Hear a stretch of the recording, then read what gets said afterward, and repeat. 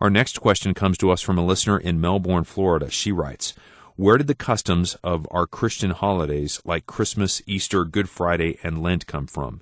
And should we be celebrating the holy days of Passover, Pentecost, and the Feast of Tabernacles? And my answer definitely is no, but there must be something with it by way of self-explanation.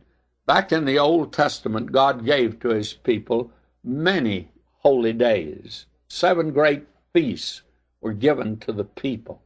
And, of course, the Sabbath day and the Sabbatic year and the year of Jubilee. The Old Testament that is so closely identified with the pastoral and agricultural life had many of these holy days that God gave to these people. Now, the church has not been given any holy days. That the church has added a great many. For instance, Christmas. And we make a great deal of it. If we do it the right way, I think it's still great, but the way it's being celebrated today, it's a pagan feast, and it's an insult to him. And to begin with, he never asked us to remember his birthday. Now, there is one day that he asked us to remember. That is his death and his resurrection. He did ask us to remember those. And I feel like that we don't really put enough emphasis on those days.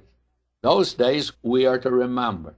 Now, there are those that believe we ought to remember Pentecost because that's the birthday of the church.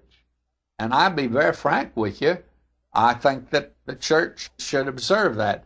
And by the way, no one but the church could observe that day. But, of course, the world's got in on Christmas, and the world's got in on Easter, too. But the death and resurrection of Christ belong definitely to the church. And I think we should celebrate those days. But we have not been given any holy day. And we are pleased to remember every Lord's Day, which is the first day of the week. And that's the day he came back from the dead.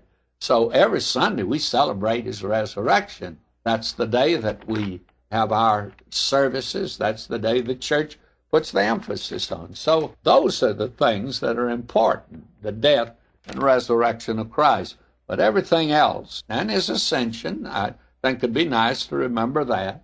But everything else is, to my judgment, something that, unless it's done in the right manner, should not be done at all.